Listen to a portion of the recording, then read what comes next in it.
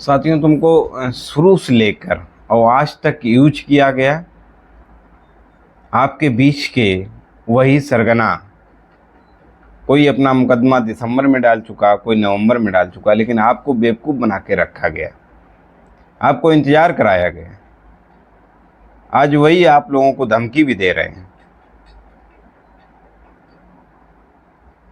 अभी भी कुछ नहीं बिगड़ा, अभी भी आप लोग एक हो जाओ, अभी भी अपने दुश्मन को समझो, अभी भी समझो कि आपको गर्त में कौन ले गया। अभी भी कुछ नहीं बिगड़ा।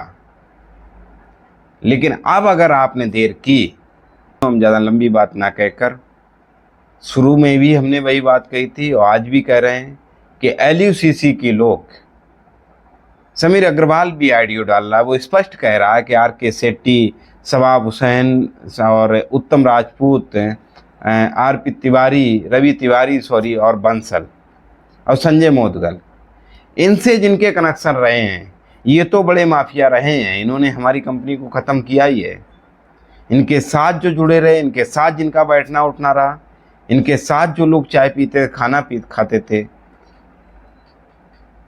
वो भी इनके साथ जुड़े हुए हैं।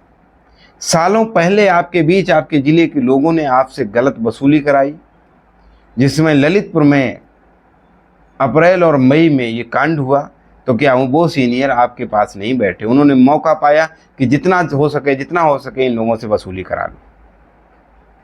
आपके साथ वसूली कराई गई, आपको गर्त में डाल दिया गया और उन्होंने अपनी जेबों को मजबूत किया।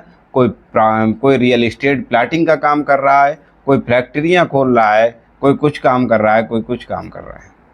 और बड़ी बात ये भी सुनने को आ रही है कि अपने डाउन के उन्हीं लोगों पे जो आज विपरीत परिस्थितियों में, कहते नहीं कि आपदा में अवसर ढूंढ रहे हैं, उनको फ़ोन करके मोटिवेट किया जा रहा है कि आइए हम आज ये चून बना रहे हैं, ये बना रहे हैं, वो बना रहे हैं, आप इसको सेल करो, पैसा कमाओ। साथियों, वो माफ़ी के लायक लोग नहीं हैं।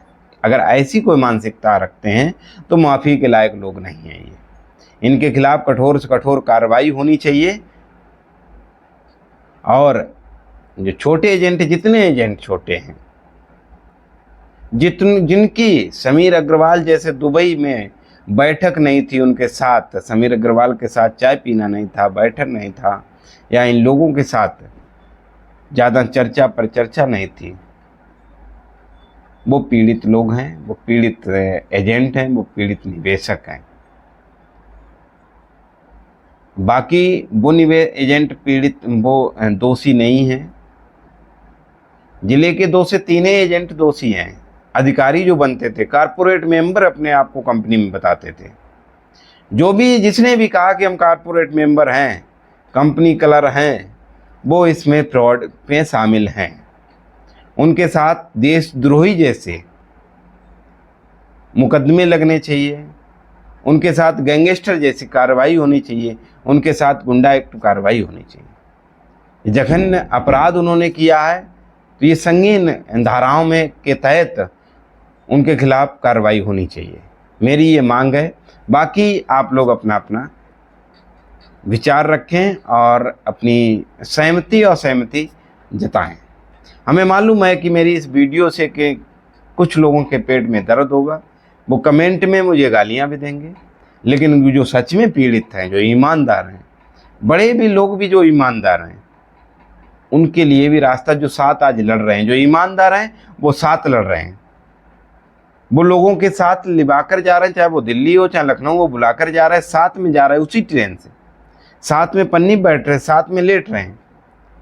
और जो दोषी हैं वो कार्यक्रम के माध्यम से सिर्फ कार्यक्रम में जाके फ़ोटो खिंचा दे रहे हैं कि हम यहाँ पहुँचे थे, बाकी कहीं लाल किला घूम रहे, कहीं ताजमहल घूम रहे हैं, कहीं लुलू माल घूम रहे, कहीं यहाँ घूम रहे, कहीं वहाँ घूम रहे, क्योंकि उनके पास पैसा है। वो पैसा कौन सा है? आपके द्वारा कमाया, इकट्ठा किया हुआ पैसा है।